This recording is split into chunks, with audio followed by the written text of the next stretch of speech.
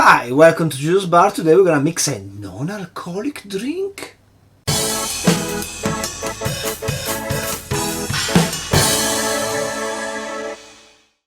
So I was asked to come up with a non-alcoholic cocktail for an event, and I was like, what? Really? Is that what you wanna drink? But then I was like, I'm up to the challenge. I can make something without alcohol.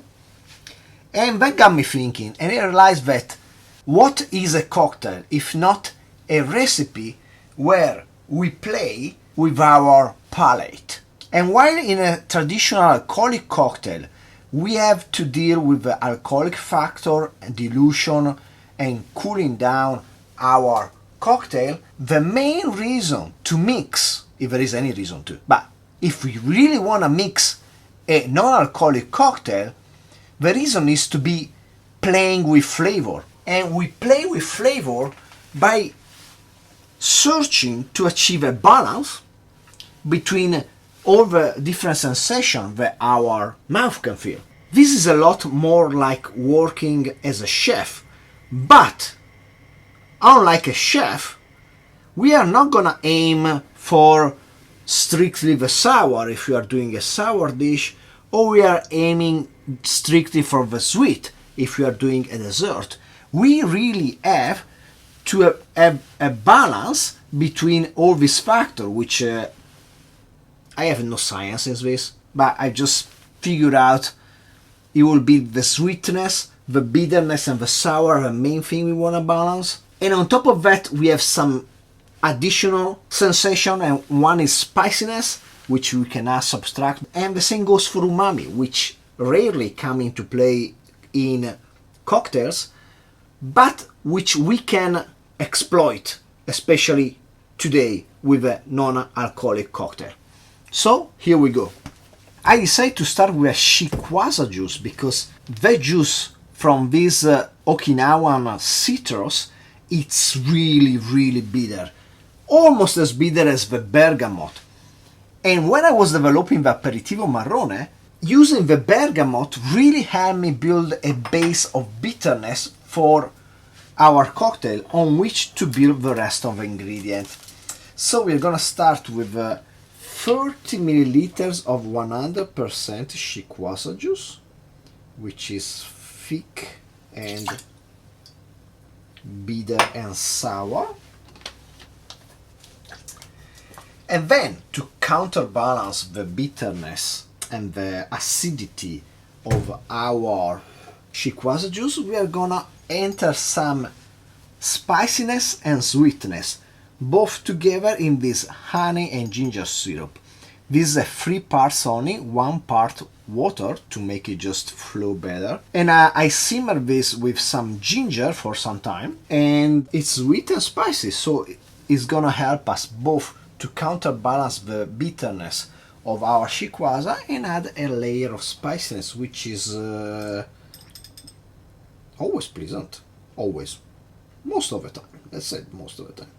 So we go with 30 milliliters of this. And then we add some coconut milk. This is gonna give some consistency, some creaminess to our cocktail, also some fat, some protein, some umami. And this is gonna help too, achieving our balance of flavors.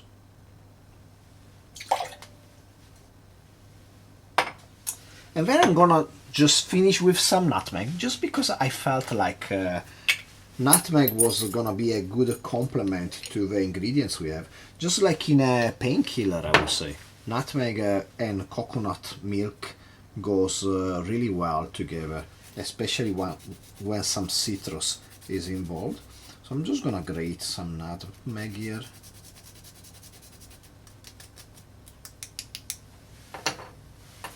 And then we are gonna shake everything so that we mix it well and we get rid of some of the small chunks of coconut milk that we might have floating in our drink. Let's get some ice.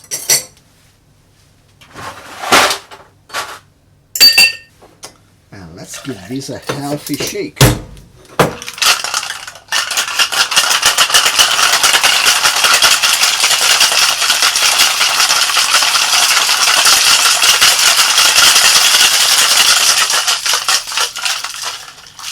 And let's double strain this cocktail again to get rid of possible little pieces of ice and coconut milk that might be floating around.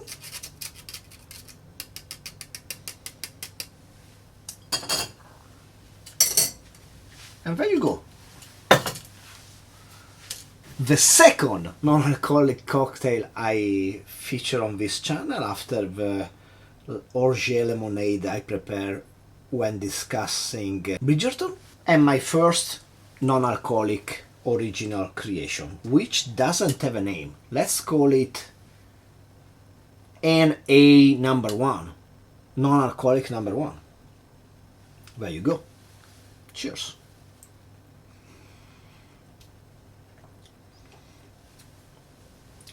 Well, I like it. I made it myself. I think it's a good balance between the bitterness, sourness, acidity of a shikuwasa. The honey and ginger syrup is pretty good. I use something like that when in the penicillin, I think, and it's a really good syrup. Nutmeg just give the extra layer of spiciness, and the coconut milk is essential to give some body to a drink that does not have any alcohol. It's pleasant, and you can drink it in the morning, like I'm doing right now, with no problem. People tell me ginger is also really healthy, so well. Honey is also healthy, or is only just sugar? Controversial. So I hope you enjoyed this small video. The drink itself is not half-shattering, but it's pretty good. What I want you to take away from this though is like how to build a cocktail sometime, especially if we don't have alcohol at our disposal. We just have to play around with the sweetness, sourness, bitterness, spiciness of everything, and possibly achieve quite a balance so that our cocktail is gonna be pleasant to drink. Not too sweet, not too sour, not too bitter. Just a good balance of flavor. Please like, subscribe, comment down below. Shake yourself a non-alcoholic drink if you really have to. If it's in the morning like right now, yeah, do non-alcoholic. And hopefully I will see you next time. Cheers.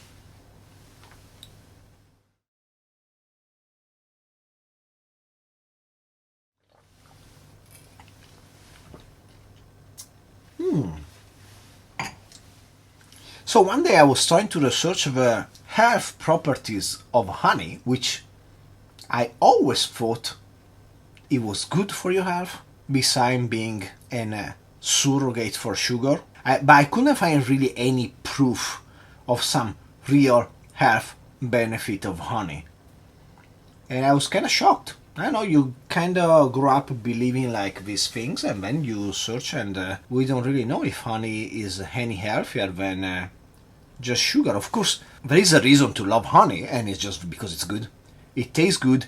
And also what I like about alternative sugar, be honey, agave syrup, cocktail, the brown sugar I use, is that by adding some extra flavor beside the plain white sugar, they help you to forget that they are not as sweet. So you can use a bit less of them, or maybe the same amount you would as a white sugar, and in the end you're gonna have something more flavorful but with less sugar added. And less sugar, in most of the case, is good.